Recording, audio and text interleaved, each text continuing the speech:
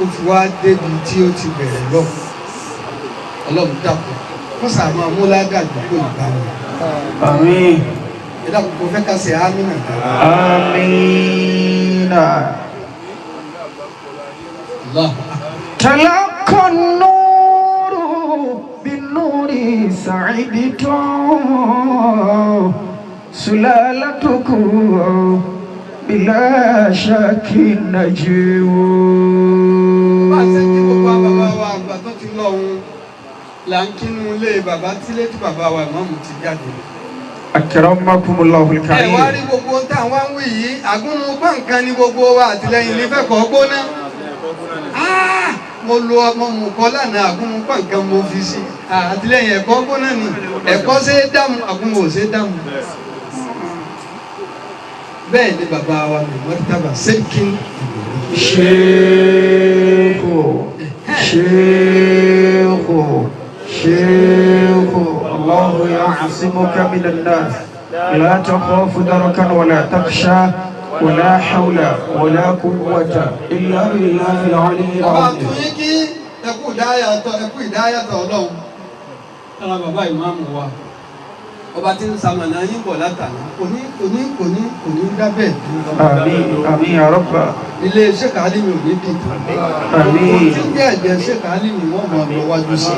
آمين. barikola la hawla. ولا قوة إلا بالله العلي العظيم. Ansarul Islam gbogbo tí àwọn Ansarul Islam ni àwọn àdàbíyà ni kò méjèèjì náà ni a kí gbogbo ẹ̀yin aṣáájú wa fún àwọn Islam fún àwọn ẹntì fún àwọn Sheikh wa tabaru fún àwọn akédèrè gbogbo ẹ̀yin aṣáájú wa tẹ wà ń jòkó gbogbo tí dí àwọn ẹ̀yà wa wúmẹ̀wé bẹ́ẹ̀ lórí màálì mọ́tò wa tẹ kó gbogbo wa wá abẹ Ọlọ́run fẹ́ni kọ̀ọ̀kan ọjà dùnú làwa ń lẹ̀ yìí ìran dùnú làwa wò yìí ọlọ́wọ́ dájà dùnú fẹ́ni kọ̀ọ̀kan náà. آمين. gbogbo ẹni inú ẹ̀ bá ti dùn sí gbogbo tó bá dáa kó máa retí àmì Ọlọ́run náà. الله أكبر كبيرا. Àfà Abdulrasheed. عافاكم الله الكريم. ìjókòó yìí نعم. wọ́n fàsìkò sí wọ́n sì fi tọ́píìkì sí wọ́n ní a wá sọ̀rọ̀ ìdánmùlẹ̀ àmánátì àmọ́ sí الإمامة. al-iman. أحياكم الله. àmánà kéèyàn ó gbàdéhùn pẹ̀lú Ọlọ́run رحمكم الله. kó ló ṣe tóbi tó. bàbá wa sọ̀kalẹ̀ lérí yìí ni kí ni àwọn ẹrù tí ń bẹ lórí ìmáàmù. bàbá ni ìyàn rẹ o ìmáàmù ni o aṣáájú ni o. الله أكبر. ẹni bínú èmi ò máa rí léèdì rẹ̀ má lu wa. الله. èmi ò sì máa rí léèdì rẹ̀ mọ́ bàbá yìí náà. torí kíni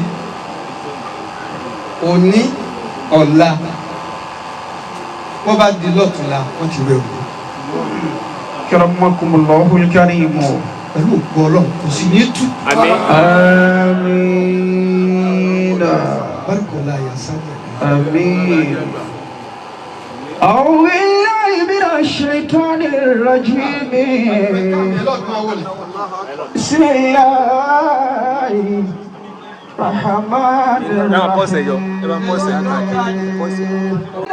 أن يحملنها وأشفقن منها وحملها الإنسان إنه كان ظلوما جهولا.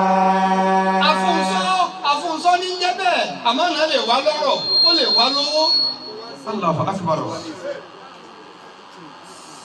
Ọlọ́run wá ní agbe fún sámọ̀ sámọ̀ wá ná Ọlọ́run wá la sámọ̀ lẹ́nu kó béèrè pé ó ní ìyá rọ̀ kí ni ń bẹ nínú rẹ̀ kí ni ń bẹ nínú ẹ̀ Ọlọ́run wá ní tí ń bẹ ń bẹ ni pé yín ní àsáǹtì dùzíìtì wáyé ní àsá àti ohun kíwìtì. sórí tí ń bẹ ń bẹ ni pé bọ́ ọba gbà á dáadáa tí mo mú lọ́wọ́ ẹ̀ ní àsáǹtì tó ọba gbé dáadáa tó ṣe dáadáa dùzíìtì á sọ lẹ́sàn tá a sàn yẹn kíwìtì á di ọ̀yà sámọ̀ ní mo tó yà rẹ gbà ní gbà. إنا عرضنا الأمانة على السماوات والأرض والجبال فأبين أن يحملنها وأشفقن منها. bẹ́ẹ̀ náà ni lè béèrè ìkẹ́ kan náà tọ́lọ̀ ń sọ fún sánmà náà ló sọ fún ilẹ̀. òkè náà bẹ́ẹ̀. sánmà kọ̀ ilẹ̀ náà wọ́n tó bẹ̀. wal jibali. òkè tọ́lọ̀ ń fi mú ilẹ̀ dúró nítorí bí Ọlọ́run dálẹ̀ káná ti tẹ̀mí ilẹ̀ ń mì báyìí. fọ́kàlákàṣẹ́ àmì sánmà àtìbá pásítà kàkàrà. nígbà Ọlọ́run wá gbé ilẹ̀ tó gbé òkè lérí ilẹ̀ wa farabalẹ̀. àwọn mọ̀lẹ́kà wa kí kò sí pé ẹ ya Rabb alákàlákà ṣe àná àṣàdá ilẹ̀ ìdìbàlì. ní ọ̀dà kankan tó ju òkè lọ báyìí Ọlọ́run ní wọn dá kíní kan mo dá àdìdì ní jẹ irin ní tí n bá dẹ irin sí òkè yóò sì fọ́. inna aradna al-amanata ala as-samawati wal-ardi wal-jibali fa-abayna an yahmilnaha wa ashfaqna minha. àti yahmilnaha wọ́n kọ̀ wọ́n lọ nítorí ọmọ ní nǹkan lọ tán pé kí ni wọ́n fọ̀rọ̀ sí ọlọ́wọ́ pé ọmọ sọ bẹ́ẹ̀ nìkan pé wọ́n nìkan wọ́n nìkan wọ́n sọ fún òun náà sọ fún òun nìkan òun náà sọ fún nìkan wọ́n mọ̀ pé wàhálà ni ẹlòmíì ó kírun yọ pọ̀ yọ gbàwẹ̀ yọ pọ̀ nǹkan díẹ̀ ní ọ̀dà sẹ́ẹ̀rù. ilẹ̀ pọ̀ sánmà pọ̀ òkè pọ̀. فأبين أن يحملنها وأشفقن منها وحملها الإنسان إنه كان ظلوما جهولا. Ọlọ́run kò rò ọdún bẹ̀ pé alákòóso mọ̀ yẹn jàhúlà ọmọ ní ọ̀dà púpọ̀. àwọn èèyàn yé èèyàn lọ́nà mọ́ fàmánà tì láàrin ara wa àmánà ń bẹ láàrin ara wa ẹ sọ ọ Ọlọ́run fi wá ní tò sẹ́yìn ọmọ lẹ́nu ti gbà á náà. Inna Allah ya'murukum an tu'addu al-amanati ila ahliha wa idha hakamtum bayna an-nasi an tahkumu bil-'adl. ọ̀dọ̀wọ̀ yín Ọlọ́run wá ní Ọlọ́run pàṣẹ. أقول أمانة إلى أهلها. Gbogbo afúnṣọ́ tí ń bẹ lọ́wọ́ ẹnì kọ̀ọ̀kan mọ́ kí kò sí ìmáàmù nìkan tiẹ̀ náà ń bẹ lára rẹ̀ nínú ilé yín. Àmánà tàdúgbò ń bẹ, àmánà nínú ìlú ń bẹ, mùjáàbù dáwà lọ́lọ́ ń ṣe ọ́, nǹkan wá ń ṣẹlẹ̀ ládùúgbò ò lò nǹkan ni, ó ti dọ̀ yá à ń tọ́lọ̀ ń fún ọ. Inna Allah ya'murukum an tu'addu al-amanati ila ahliha. Nínú ìlú tó pọ̀ gbàrà obìnrin láyé Mẹ́kà ni. Ẹ wá àwọn ọlọ́pàá àwọn awátán ní wọn. Ní ẹ bá ti ṣòfin pé báyìí bá ti dí o, ẹnìkan kan ò gbọdọ̀ gbajú. Bóbìnrin ti lè tó bá dúró níbi tí wọ́n ní wọ́n mọ̀ dúró ní wọ́n gbé gidi gan kó ń bẹ̀ ni. Tó ní wọ́n mọ ríra wọn pé àmánà tí mo. Lárúbáwá kan ń bẹ nínú àwọn lárúbáwá tí bàbá kó wá sí. À ń pè ní Sheikh Baliki ní mọ́sàrì ni orí náà dáadáa báyìí ààfin ni ìwà mọ́ alukùránù ní máa kọ́ ó sì jẹ́ nìkan tó mójútó kùránù púpọ̀ tó bá wá ti kọ̀ wá ní pọ́ wọn lómi àfikọ́ tó bá wá tó àsìkò tí iṣẹ́ rẹ̀ dé àwọn ọmọ wa máa jáde yóò wá wọ kíláàsì kò ní rẹ nìkan yóò wá gbó kíláàsì yóò máa lọ yóò máa bọ̀ tásìkò rẹ̀ ó fi pé. àfa àwọn tó wọ́n kàn kéwù ni ó ní àmánà tí mo torí ẹ̀ wá Nàìjíríà. Inna Allah ya'murukum an tu'addu al-amanati ila ahliha. Ilẹ̀ sáìkì tẹ̀ wá bí iṣẹ́ òun tẹ̀ sí padà wá gbowó iye èèyàn tó ti kú lọ́sibítù lásìkò ńkọ́. Bẹ́ẹ̀ ni bàbá. Àwọn kan sáà ti kú.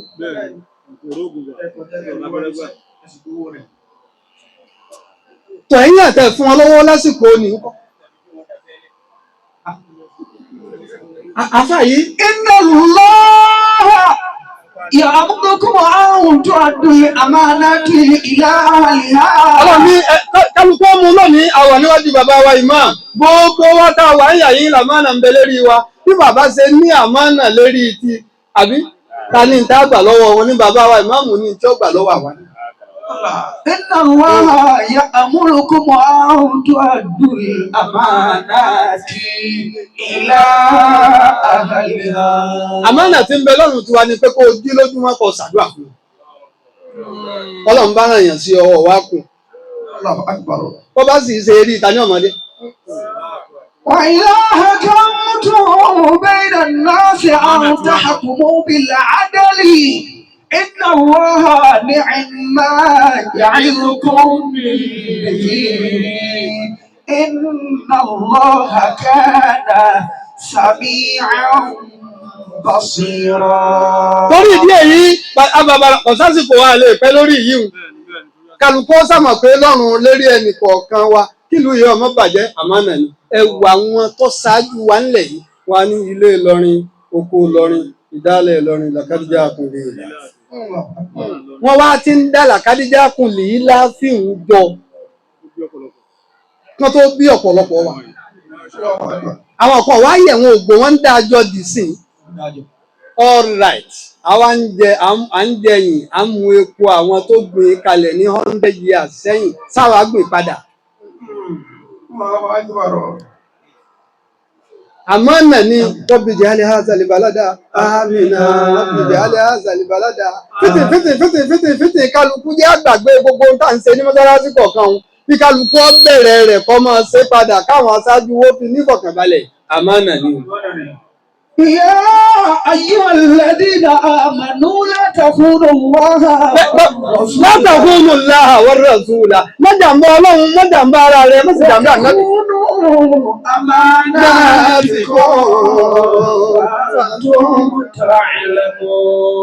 dáàbì wá jàmbá gbogbo àmánà tọ́lọ̀ ń gbélé yín lọ́wọ́ bàbá àníṣà ìmọ̀wì ẹ̀rù nù o. èéṣe táàfì wí táàfì rìlẹ́tì ẹ̀ ó ń ṣe Ọlọ́run tọ́lọ̀ ń fún lálùkùránì sallallahu alaihi wasallam wàá jòkó yóò ní kíkùn mọ̀síwìdì òkè sí ìwé létí. fẹ́ mọ gbọ́ ní àwọ̀dù anásàmíà. ẹ ti kọjá lára rẹ̀ ẹ ti gbọ́ àmọ́ àwìn náà ni kò ṣe é gbé Ọlọ́run bá yín gbé tọ́lá àwọn àtàná gbé. amina. la takhunu Allaha war rasula. la takhunu Allaha war rasula. wa takhunu amanatikum wa antum ta'lamun. Ọlọ́run wá nílò ń ṣe Ọlọ́run ìwọ ni kẹ́kẹ́ kọ́kọ́ gbé fún àti gbé fáwọn tó ṣáájú rẹ o. Allahu akbar. shara'a lakum min ad-din ma wassa bihi Nuhan. kí wàá ní والذي أوحينا إليك ما وصينا به إبراهيم. orí rẹ̀ Ànábì Muhammad níta àgbélé ọlọ́wọ́ yìí àti gbélé Ànábì Nuhu lọ́wọ́. كرمكم الله. والذي أوحينا إليك ما وصينا به إبراهيم وموسى وعيسى أن أقيموا الدين ولا تتفرقوا فيه. أن أقيموا الدين مسؤولية تقاجو nínú àmánà tí tẹ́jẹ̀ yìí òun náà lẹ̀sìn. الله أكبر. gbogbo yòókù secondary. الله أكبر. secondary. إنا أوحينا إليك كما أوحينا إلى نوح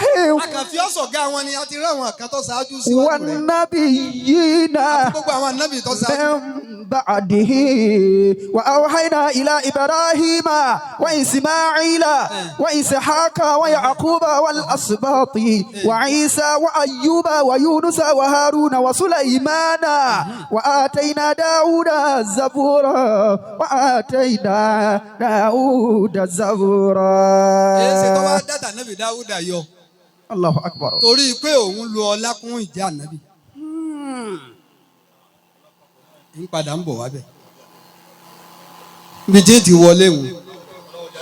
ń padà ń bọ̀ wá bí tá a bá débi mọ̀síwìlíyàtò. Allahu akbar kabira. Ọlọ́run fẹ́ fi hàn wá pé bá ànábì bá ń jà ànábì Ọlọ́run àwọn kan ti jẹ́ ṣáájú. bàbá rí bàbá wa ìmọ̀ọ́mọ́ àgbàlẹ́ ni àwọn kan ti jẹ́ lánàá. àwọn kan jẹ́ ń jẹta. Allahu akbar. àwọn kan jẹ́ ń jẹrin. wọ́n wá ń jẹ bọ̀ wá. Ọlọ́run wá ní ó rọrùn fún wọn láti jẹ́. ó bàbá mọ́mú. la ilaha illallah. yóò máa dá sí. Orusula kọ́ni qasasnahum alayka min qablu. mọ̀jẹ̀ apẹ́ ń bẹ̀ mọ́. Orusula lam qasasnahum. ẹ pẹ̀lẹ́ ọmọ òrukàn nù o. àpò òun ti gbẹ tẹ́lẹ̀ àpò òun ti gbẹ tẹ́lẹ̀. Allahu akbar kabira.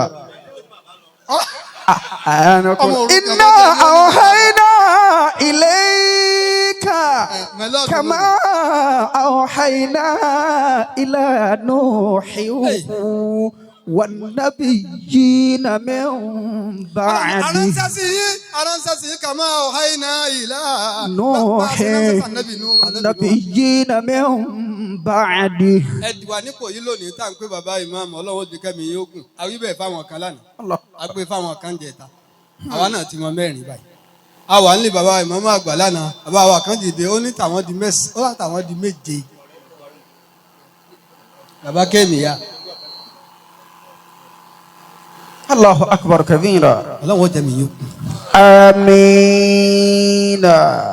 àmọ́ ọ̀dà àmánà ọ̀pọ̀ mélòó ìgbà sì ni ìdá dúyè àtẹlẹ àmánà.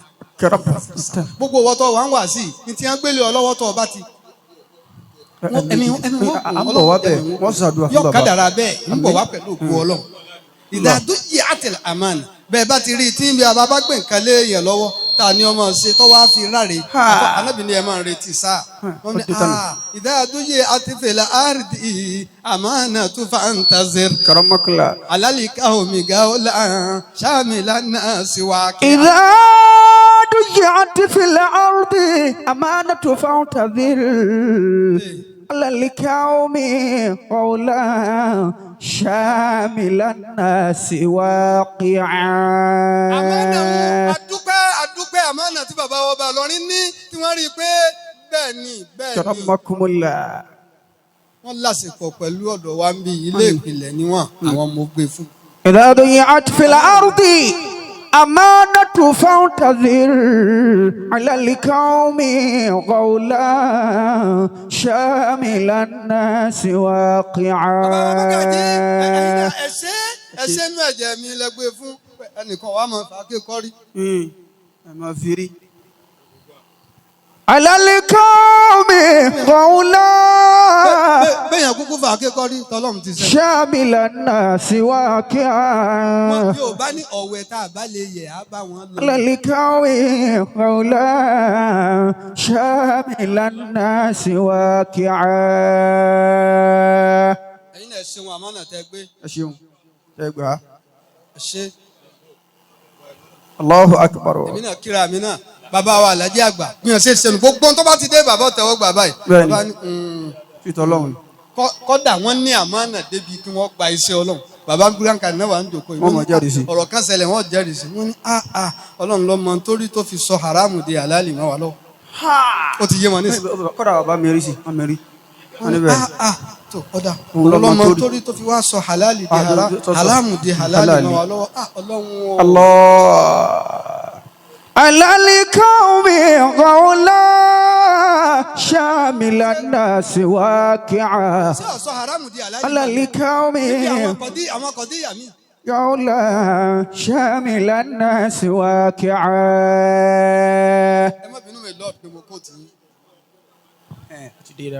gbogbo wa tá a wà yìí wọ́n ní agbàbàrà tí ń bẹ ń bẹ àmánà lẹ́gbẹ̀ẹ́ o. ọlọ́run ọba yín gbé o. àmín. bí ẹ bá ti ń rántí rẹ̀ ọlọ́run bàbá wa kan ọlọ́run bá kẹ́ bàbá wa náà ọlọ́run bá ṣe dáadáa fún bàbá wa náà. àmín àmín. bàbá wa alikali kuranga mo débẹ̀ ǹjọ́ kan ọlọ́run bá ṣe dáadáa fún wọn wọ́n ní ayára ṣàdúrà fún mi. wọ́n sì lọlé wọ́n tún lọ mú owó jáde wọ́n mú mílíìkì jáde wọ́n gbé kòkò ẹran jáde ṣàdúrà fún mi sẹ́yìn mo ní àánàkúnlá wọ́n ní tí mo fi náà ṣàdúrà ni pé sórí iṣẹ́ tá a ṣe òun iṣẹ́ àlìkálí tá a ṣe òun kí ẹ bá ṣe kọ́ọ̀tù ó ń tẹ̀yìn bá fẹ́ wọlé wà pé Allahu Akbar ó nítorí bàbá lèèyàn ọmọ ilẹ̀ ẹ̀wọ̀n yìí máa ń lọ́nu. إذا ضيعت في الأرض أمانة فانتظر على القوم قولا شامل الناس واقعا. على القوم قولا شامل الناس واقعا.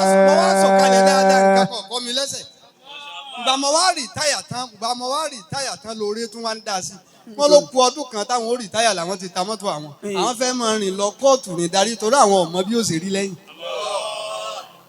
wọ́n wá dá sí wọ́n sọ àmánà náà ni wọ́n fi ní Allahu Akbar bẹ́ẹ̀ tí máa ń bẹ lọ́wọ́ kálukú kọ́ sọ.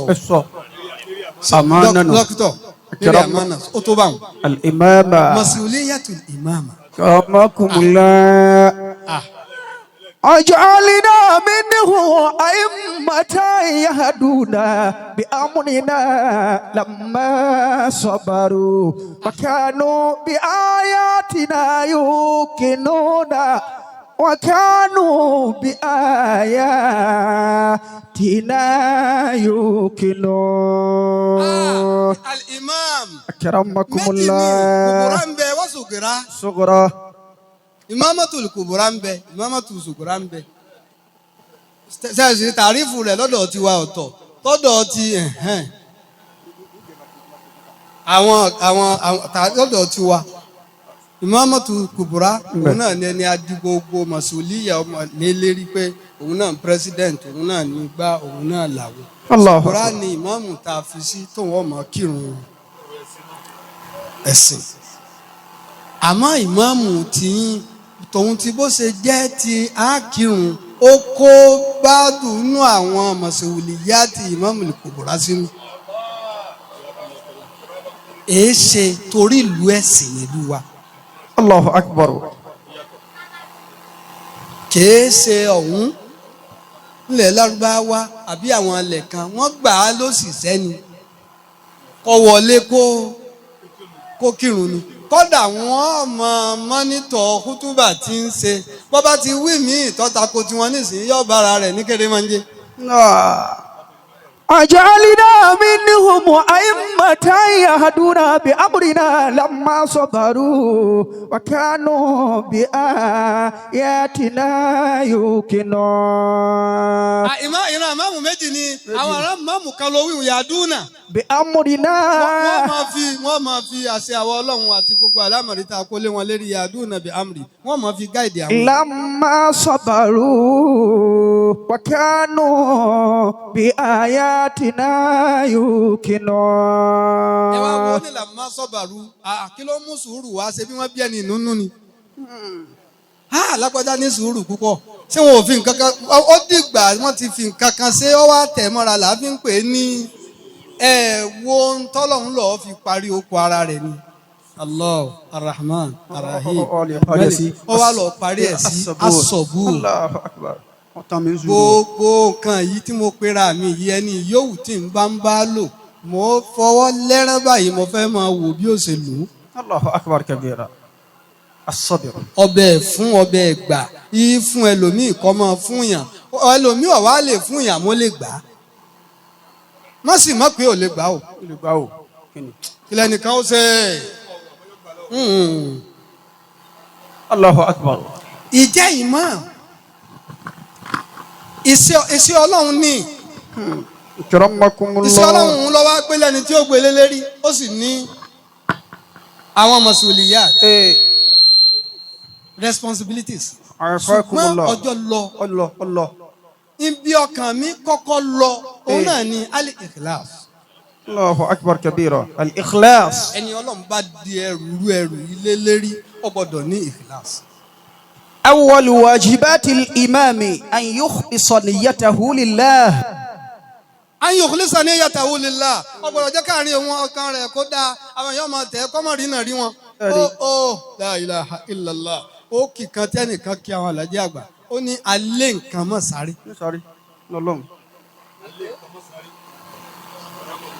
alẹ́ nǹkan mọ̀ sáré. ó kì wọn lèmi máa kí àwọn àlàjì àgbà ni. alẹ́ nǹkan mọ̀ sáré. tí ń bọ́ sí mi lẹ́mu bàbá la lé nǹkan mọ́ sáré wọ́n lé nǹkan wọn ò sì ní sáré ẹni tí máa ń lé nǹkan kí láyé expect. láìpẹ́ ọmọ sáré ní pápápá eré láti bá. bàbá ọmọ lé nǹkan wọn ò sì ní sáré. kí mo fi rò bẹ́ẹ̀ ìkíláàsì nù ni torí tó ń bá ń lé nǹkan ọ̀rẹ́ ni tí ọmọ dúró rẹ tí ọmọ fà ọ́ bọ́ ọ bá ti níbi tó ń lọ ọ̀pọ̀ èèyàn kọ́ ọmọ kí. ọ̀pọ̀ èèyàn. وما أمروا إلا ليعبدوا الله مخلصين له الدين حنفاء.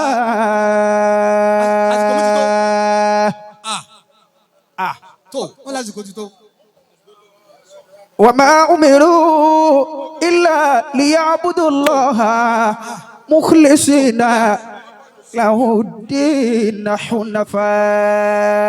àfa yìí torí àsìkò. أكرمكم الله. ní Ọlọ́run bá ní àrídé ń bẹ̀.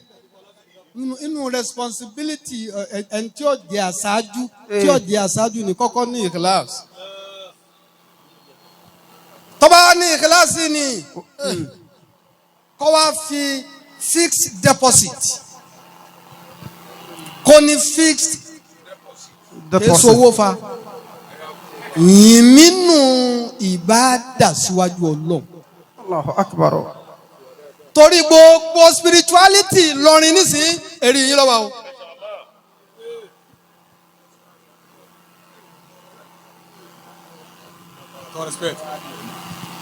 adúlù gbogbo ilé tó wà lọ́rin ó wá ṣe ilé kan lọ́tọ̀ kọ́mọ jẹ́lé ọba ó wá ṣe àwọn ilé kan lọ́tọ̀ kọ́mọ jẹ́lé imam ilé imam àwọn èèyàn gbà fún yàn lásán àwọn tó ṣe ilé yìí ti ń fi spiritual benefit tí wọ́n ní látọ̀dọ̀ Ọlọ́run wọ́n ti fi ran àwọn èèyàn lọ́wọ́ kánrin wọ́n ti fi dẹ́lòmíì lákẹ́ tó jẹ́ kàtá. ìzáná so. bẹ́ẹ̀ bó ṣe rí nù. ṣé wọ́n ṣàdédé gbà ṣé tí lọ́rin fi ń jẹ́ lọ́rin ṣé wọ́rọ́bọ́ náà ni. ẹni ọgbà táwọn á ń bẹ kárí àná ń bẹ. Allahu Akbar kabira. gbogbo spirituality lọ́rin nísìnyí ala qabdatiki ya shaykhana.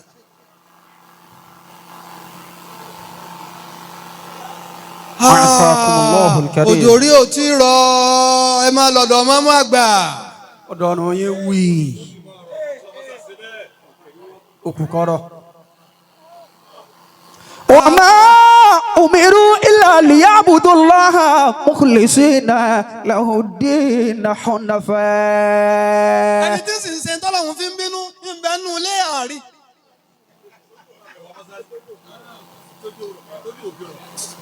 wọ́n sì pé ẹ mọ́. mo lọ́dọ̀ mọ́ mọ́. tàláwà pé nítòótọ́.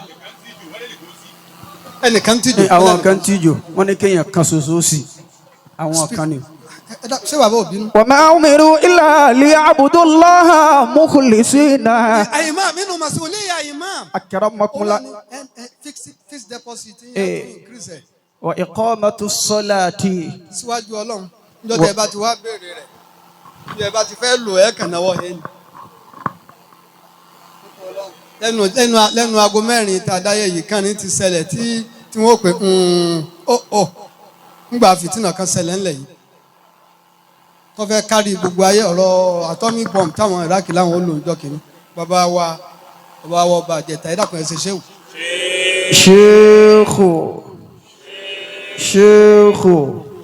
شيخ الله يعصمك من الناس تخاف دركا ولا تخشى لا حول ولا قوة إلا بالله. ní gbogbo wọn jáde ń dọ́nà àwa lọ àwọn alájí àgbà wọn wá pè wọ́n consult àwọn ìmáàmù dọ́nà kẹjá lọ yídì nú àwọn táwọn bàbá kó lẹ́yìn dọ́nà làwọn náà wà wọ́n wá gbé kùránù jáde ńlẹ̀ Sheikh Alimi kùránù wọn là kéjọ nígbà táwọn abẹ́rẹ́ bàbá ní ìmáàmù ọ̀yá ta ni wọ́n ní ó bẹ̀rẹ̀. àwa parí fún masha Allah ká sì fi ọkàn balẹ̀ kò ní sí nǹkan kan. ọ̀rọ̀ ọjọ́ nǹkan wọ́n ti ní nǹkan kan wájú mi. wa ma umiru illa liya'budullaha mukhlisina lahu ddina hunafa. láàrin yìí. akramakumullah. ọlọ́run lábẹ́. yujabu wa ma yadiwu tó fi tà nábì lọ́rọ̀ ọlọ́wọ́ bá ṣe fún yín. ayarqa wa ma yakhatu yujabu wa ma yad'u wa yarqa wa ma yakhatu. ọ̀kan. wa iqamatu salat. iqamatu salat o. ọ̀nà lọ. adúpẹ́. alhamdulillah. kí gbogbo wa fọkàn balẹ̀. wa ta'limu an-nasi umura dinihim. ọ̀rọ̀ ń pa àlámọ̀rí ẹ̀sìn. ẹ ti ń gbé yín lọ́wọ́ tẹ́lẹ̀ àmọ́ yóò tún wá lékún. rahmakumullah. mọ̀ n so ká máa dá sẹ́nu ẹ̀rọ. ad-da'watu ila Allah bil hikma. ẹ ti ń ṣe ìmáàmù àmọ́ alábọ́dé ni tẹ́lẹ̀. bẹ́ẹ̀ni. ẹ má bínú o. ẹ̀kúnlẹ̀ mi lọ́hùn ni wọ́n ti ń ṣe kútùbà yín máa gbọ́ kútùbà wọn dáadáa. Allahu akbar. kò lè mi bó ti rí nù ó ní bínú. kò lè mi lóko lówó lọ. al-amru bil ma'ruf wan nahyu 'anil munkar. ṣẹ̀wárí àdáwà tá a wá wíwùn sẹ́ńbẹ́ńbì yíwùn náà pàápàá nílùú táwọn tọmọ kéwú pọ̀. كل هذه سبيلي أدعو إلى الله على بصيرة. هذه سبيلي wọ́n ní jọ tó sọ̀ kalẹ̀ olóńsọ ọlọ́run rìn lọ gàrà báyìí ó rìn báyìí ó padà ó tún rìn báyìí ó padà ó wá rìn kalọ̀ yín wá lọ wá ní hadi ọ̀nà tèmi rèé o. كل هذه سبيلي. wà ẹ wà á rí ọ̀pọ̀lọpọ̀ tí ó pọ̀ láwọn tẹ́ jíṣẹ́ fún ẹ̀rẹ̀ ẹni tẹ́lẹ̀ rẹ̀ tutù ẹ̀rẹ̀ ẹni tẹ́lẹ̀ rẹ̀ gbẹ. Allahu akbar. ẹ̀rẹ̀ tó wà níwọ̀ntúnwọ̀nsì kò tutù kò gbẹ dáwà sí ní fatiwa mọ́ khalafa sharia. fatwa tukhalifu sharia. àyànà irú bẹ́ẹ̀ ṣẹlẹ̀ sí Sayyidina Ali. Radiyallahu anhu. ó jòkó báyìí lẹ́nìkan bá dé pé ẹni ó bá pààyàn ǹjọ́ láforíjìn Sayyidina Ali ni kò ní àforíjìn. man qatala yuqtal. kò láforíjìn tí ì bá pààyàn. a sọ èdè díẹ̀ náà kàwé. ara rẹ̀ balẹ̀. kò ju ṣẹ́jú mélòó lọ ẹnìkan tún dé ó lẹ́ni ó bá pààyàn ǹjọ́ láforíjìn Sayyidina Ali ni ó ní. òun náà tún lọ wọn ni èsè tó ń dájọ́ lérí kọ̀dí àná ọlẹ̀ wo ojú ẹni ọkọ́kọ́ wà wọn ni ó ti ẹnìkan ti sẹ́ ọjọ́ pé ńlọ pààyàn ni. ọ ní kò. ẹnì kejì wọn ó ti pààyàn ó ti sú wọn wá ń fẹ́ tútú bá kí wàá lọ gbẹ́sẹ̀ lé tọ̀hún mọ́ńkọ̀tálà múmìnà muta'ammidan fajaza'uhu jahannam. kí ló wá fi dájọ́ tẹ́lẹ̀ kejì inna Allaha la yaghfiru an yushraka bihi wa yaghfiru ma duna dhalika liman yasha. àkọ́kọ́ ń tọ́ dá fún un ni pé Ọlọ́run ní gbogbo ẹni ó bá pa èèyàn tó pa ẹ̀mí kan muta'ammidan tó fojú lẹ̀ pa. fajaza'uhu jahannamu. jahannama ni ọwọ́ ní tí mo lò tí mo fi dáta àkọ́kọ́ nù. ní tí mo wá lò tí mo fi dá tẹ́lẹ̀ kejì ni pé Ọlọ́run ní. inna Allaha la yaghfiru an yushraka bihi. Ọlọ́run ní forí dín kéèyàn ṣe bọ pẹ̀lú. wa yaghfiru ma duna dhalika liman yasha. àmọ́ tó bá yàtọ̀ fẹ́ bọ tó bá ṣe kò ń gẹ̀ yọnu Ọlọ́run tó sì ṣe dára àforíjì ìforíjì tí mo lò fóun náà. Allahu akbar. a máa wá oríṣiríṣi èèyàn ni ó sì máa wá. àfa yìí. akhuka man yadnu wa tarju. ara masuliya tí ń bẹ fún gbogbo ẹni tí ń bá ń jẹ aṣáájú. islahu dhatal bayn. wọ́n mọ̀ kẹjọ wa o. wọ́n ti máa kó wa. anakumula ẹjọ́ tẹ̀yìn ń dá lóṣù mẹ́fà. tẹ́ẹ̀mà torí pé ẹ̀yin ó wo gbogbo ẹ̀ dáadáa. ẹ̀yin máa kọ́ lẹ̀ anakumula ọ̀bá ìmọ̀ ọmọ dá ńjọ kan. akramakumullahu al-karim wa an yakuna qudwatan hasanatan. an yakuna al-imamu qudwatan. islahu dhatal bayn ní tí kò mẹ́. sẹ́rí ìlú yìí fẹ́ ìlú yìí tóbi ó ń ṣe Ọlọ́run Ànábì Muhammad. àwọn mẹ́lọ́dù wa máa ń ṣe mí torí ẹnu ẹlòmíì ó dùn ẹni tí ó fi nǹkan rajú ẹni tí ó fi nǹkan sẹ́nu àmọ́ àlùbáríkà alájà àgbà tí ń bẹ lára yóò máa kó yín yọ. amiina. innamal mu'minuna ikhwatun fa aslihu bayna akhawaykum. wọ́n máa wá o. eléyìí wúwo tọ̀hún wúwo ọ̀rọ̀ náà sì gbé wáyé. àwọn kan mi ń bẹ tẹ́lẹ̀ rí òní sọ̀rọ̀ tí ó fi dákẹ́. jẹjẹ ìyanjú ẹ. Ọlọ́run ṣe àdá àfa ọ̀kan nù àwọn àfa wa àwọn méjì ń jà láwọn obìnrin ìjà yìí ó lé wọ́n ṣe pàápàá. ẹ jẹ́ kí n kóòtù bàbá wa àlífà àkọ́kọ́ wọ́n jà náà tó le wọ́n ní wọ́n sì kún wa wọ́n sì jòkó jòkó báyìí wọ́n sì gbé pé ọ̀rọ̀ àfa yìí wọ́n fi wọ́n wo tíra fáá bíi wákàtí kan ẹni tí ń bínú inú rẹ̀ ti rọ̀ wọn ò sì sọ̀rọ̀ pé àwọn oníbẹ̀ ìjọba wọn wá dáwọ́ jòkó sí wọn ò sì parí rẹ̀ wọ́n ti wá rí wọn pé ó ti sú wọn kí lẹ́yìn jà sí nísìnyí tọ́lọ̀ ń da gbogbo yín lọ ẹ gbọ́dọ̀ jà mọ́ ẹ máa lọ. la ilaha illallah ó sì yanjú délẹ̀. islahu data. kíkún. ọlọ́wọ́n máa kún. àmín wal adlu bayna an-nas. yóò máa wáyé wal adlu bayna an-nas ọlọ́wọ́n kún yín. والرفق بالمأمومين. والرفق بالمأمومين. àwọn ẹlòmíín sálẹ́rí ẹ̀sìn aṣáájú gbọ́dọ̀ ṣe pẹ̀lẹ́pẹ̀lẹ́ pẹ̀lú àwọn èrò ẹ̀yìn níparí. كرمكم الله ìṣẹ́jú الجميع. méjì. àwa tá ń tẹ̀lé bàbá ìmáàmù mo jíṣẹ́ Alhaji Agba fún bàbá ìmáàmù Lansaru. ọwọ́ kan tí gbogbo ẹni ó lóun gbà.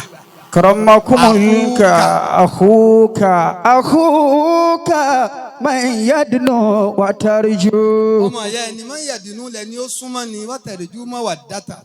الله أكبر. وإن دعي استجاب. ẹnìkan máa ń ṣàdúrà fún mi lójú àwọn alẹ́jọ́ ayé àwọn bàbá a ní ọlọ́run jò síra ọlọ́run jẹ síra mi ní ẹ̀yin ti jù wá lọ́nbẹ̀ múná ẹ̀yin la ṣáájú wa tá a bá ń lè kéwù ọ̀làwà kéwù tá a wá ti lọ. àmọ́ ẹ̀yin ń bẹ pẹ̀lú bàbá wọn gbọ́ ẹ̀yin ń bẹ pẹ̀lú bàbá ẹ̀ gbọ́dọ̀ ṣe nǹkan tí yóò mú wọn bínú tí yín lọ́ga jù nígbà wàá bá rọ́jú mú 5,000 wá wọ́n ṣe gbogbo àdúrà fún wa. أخوك من يدنو وترجو مودته عند عيال تجاوى إذا هربت. bàbá fi ẹ̀mí tẹ̀ ẹ̀yin tẹ̀ ń tẹ̀lé wọn o.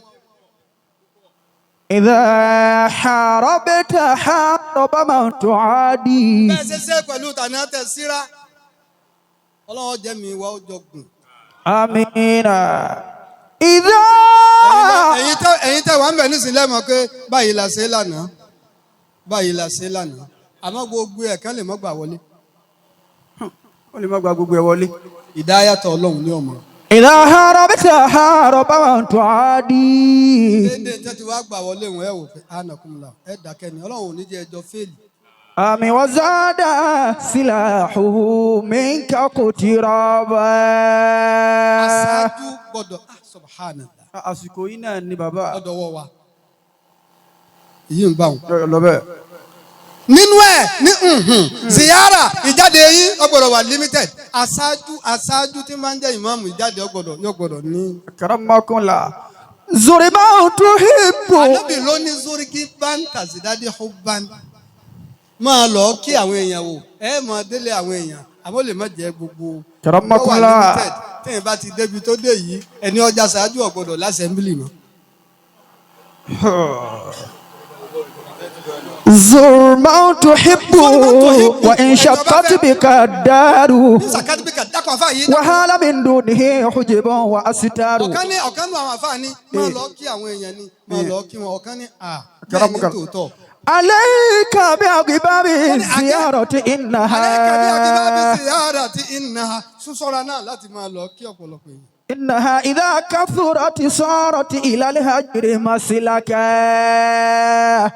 ألم ترى أن الغيث يسأم دائما. ألم ترى أن الغيث يسأم دائما. ọmọ ni nígbà míì tójò ń bá ń rọ̀rọ̀ léra wọn tí ọ̀dá yìí súnyàn. ويسأل بالأيدي إذا كان ممسكا. bọ́dọ̀ bá tún wá kóra ró tí a bá wá tètè rí yóò wá níyì á béèrè ẹ̀. Allahu akbar. al-iktharu fi ziyarati mumil. wal-iklalu bi ziyarati mukhil. حفظكم الله ورعاكم. إذا ما تقاطعنا ونحن بوالدتي فما فضل في قرب الدار منا على البعد. yíyún bẹ́ẹ̀ àmọ́ àwọn tó wà ń tòsí yín èyí tó dáa jù nínú aṣáájú ẹ rí i pé mo tara mọ́ spirituality púpọ̀ nítòsí jẹ́ ń tara mọ́ ni pé ipò tẹ déhùn ẹ rọ́lá ẹ rówó àmọ́ ẹ mọ̀ sọ́lá. ná báyìí. owó ń bẹ ọlá ń bẹ. ẹ fara jìnnà títí ọlọ́run ó fi pé ẹni ọba lérí wọn ọ̀dà òun fúnra ẹ̀ ní ọlọ́run fúnra ẹ̀ ní ọmọ dá eré rẹ̀.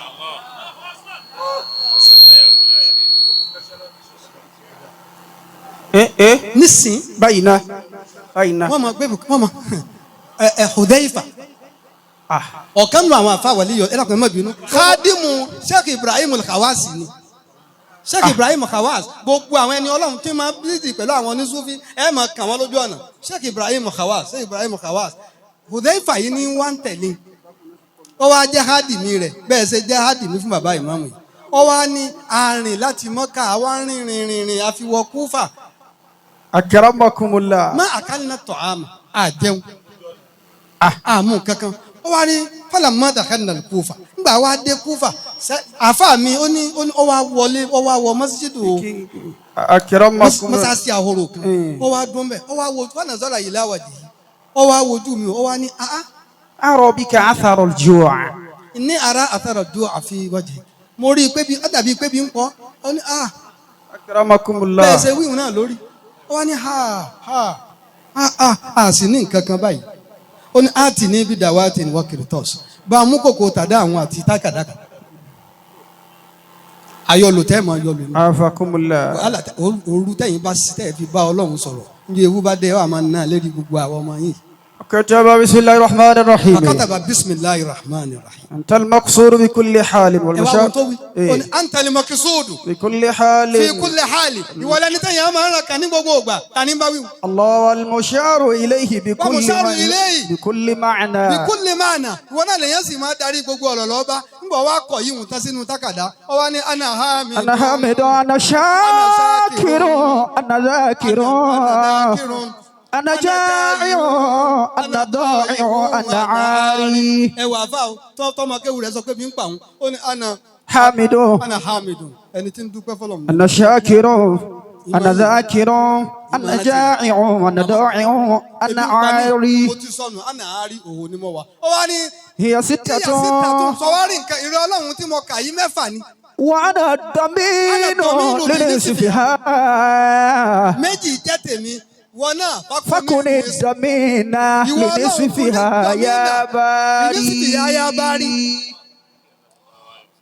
أنا حامد أنا شاكر أنا ذاكر أنا جائع أنا ضائع أنا عاري. هي ستة. وأنا الضمين لنصفها.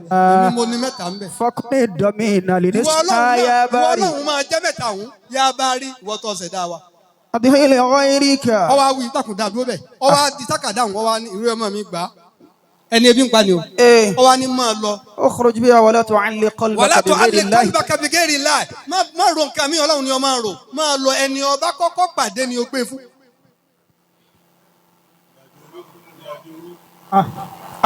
ẹni ọba kọ́kọ́ pàdé lọ́nà. ẹni o gbé fún. ni o gbé fún. ọmọ kéwù rẹ̀ náà bá ń lọ. kèé ṣe ọmọ kèé ṣe ru ọmọ kéwù ní kèé ṣe ru kàtà kan tá a gbọ́ làbárì pé bàbá wa Sheikh ń dá sàláàtì. ètò mo ti gbọ́ wọ́n ní bàbá wa àlìyé òmìnira àyàwó mẹ́yìn wọ́n lọ ní wọ́n lọ wádọ̀ bàbá wa sàláàtì pé òun ò bímọ ni wọ́n là fà wá ní olówó mi ọ̀gá mi ò olówó mi ọ̀gá mi wọ́n sì wọlé wọ́n sì di. nǹkan sínú tákàdá. wọ́n á gbé fún wọn lọ fi sígbè rí rẹ̀ fún jọba yìí. kọ́mọ fi sùn ni máa fi sùn. dọ́kìnrin wà wọ́n kí n tiẹ̀ tún tí ń tà fà fi sínú ẹ̀ wọ́n ló tu wò ẹyẹ bá fò jáde. ẹyẹ wá fò jáde nínú tákàdá wọn ní bọ̀ wá bà fà àfà ni ẹ má jẹ́ ọ wọlé eléyìí ni ọ̀gbà ọlọ́run gbé ẹ má jẹ́ ọ wọlé mọ̀lẹ́ wọ́n ni. kàtà ni kà á sì bímọ èyí tí ó bí náà ló ti fò lọ. èmi ò tiẹ̀ wí bẹ́ẹ̀. Afakumullah. ọwọ́ ntọ́lọ̀ ń tà fà fi sínú tákàdá ni ọwọ́ pàdé ẹni ọkọ́kọ́ pàdé fara arọ́jù lẹ́nu alábàgìláti ọwọ́ á rí ọkùnrin kan tí ń bẹ lérí bákìlà rẹ̀ ìgbà kakẹ́ pè bẹ́ẹ̀. fanawaltuhu arruka. wọ́n ní fanawaltuhu arruka. mo wá gbé tákàdá tá a fà mí gbé fún tó gbé fún mi mo wá gbé lé lọ. akhadhaha wa qara'aha wa baka. ọwọ́ á sì báyìí ọwọ́ á kà fàbákà arákùnrin yìí bá bú ẹkún mo ní kí wọ́n á ní palẹ́kún mi tá a fà kọ yìí. ma fa'ala bi sahibi hadhihi. ma fa'ala bi sahibi hadhihi.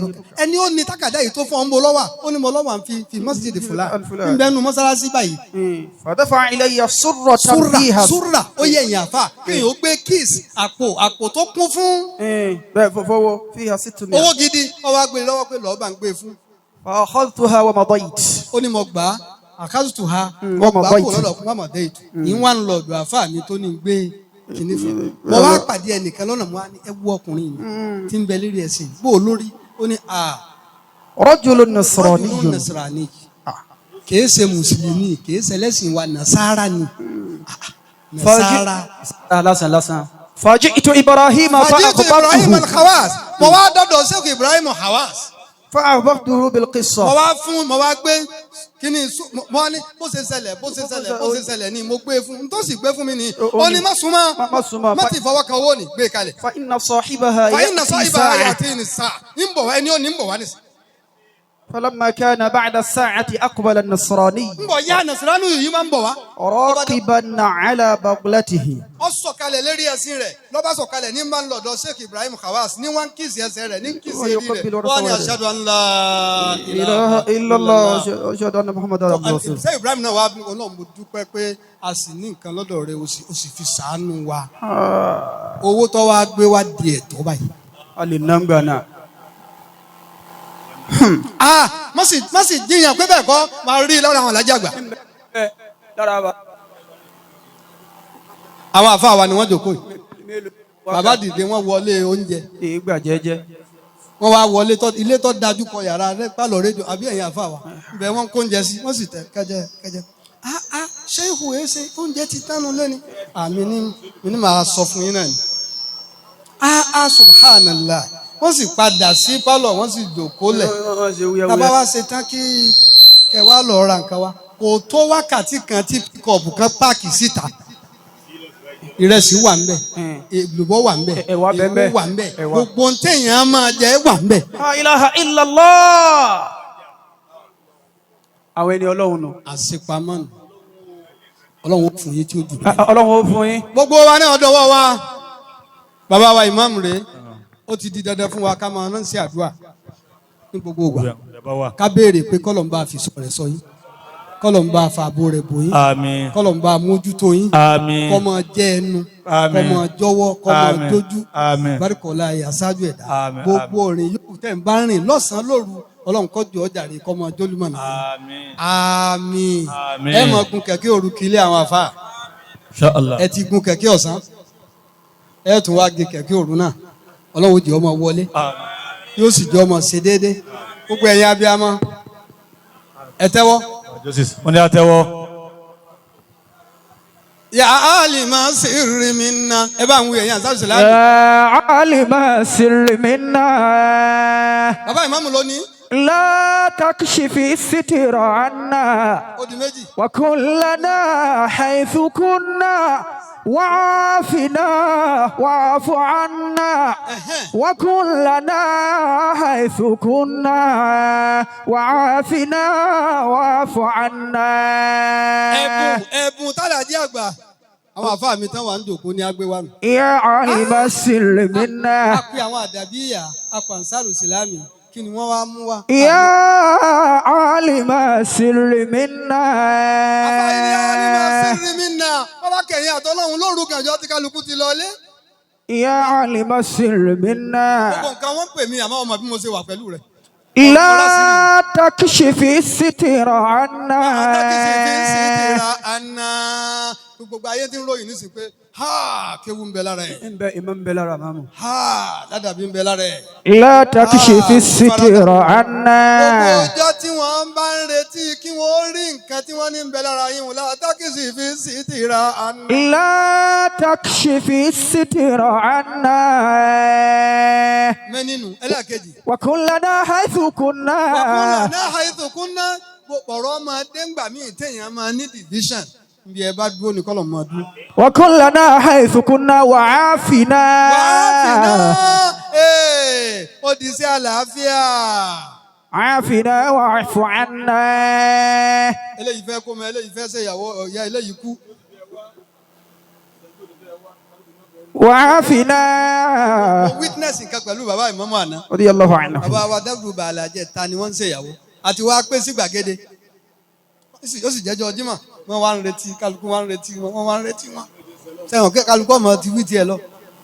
wọ́n dé wọ́n wọlé pẹ̀lú bàbá àgbà mọ́ mọ́lẹ̀ ọlọ́run jẹ́mi wọn gùn bàbá Gàmbàrí bàbá Jánásì gbogbo wọn á wọlé bẹ́ẹ̀ bí wọ́n ṣe jòkó báyìí wọ́n wá rí wọn wọ́n ń tú dòdò tí wọ́n ń yẹn wọ́n ń jẹ wọ́n wá ń mu mi sí i àánú wọn wá ń ṣe wípé bàbá yìí jẹun nísì kálukú sì ti ń ṣe lọ́hùn ní àṣẹ iṣẹ́ bàbá ọba Ìlọrin ló dé.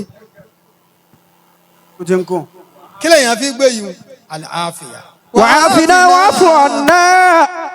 وعافنا واعف عنا. واعف عنا. àmín. bó bá ti pọ̀ èyí ọ̀sẹ̀ nìkan ọlọ́run ò ní jẹ́ kọ́ lọ́lọ́run. ẹni kọ́ lọ́lọ́run. gbogbo wa náà tá a bá wọn ṣe àmì ọlọ́run rẹ̀ ń tẹ̀dùn ní sẹ́ni kọ̀ọ̀kan. lórúkọ bàbá wa Alhaji àgbà tòní samahatu Sheikh Mustapha Muhammad Kamaluddin bun Habibullah bun Musa al-Adabi tí wọ́n ní káwọn àfáà wa ó kó wa wá abẹ́ Ọlọ́run fún yín pé ma fi tawakkufi min salamin. Àmín. Subhana rabbika. Bil izzati amma yasifun wa salamun ala al-mursalin walhamdulillahi rabbil ẹ dákun ẹ alamin. pariwo Ọlọ́run.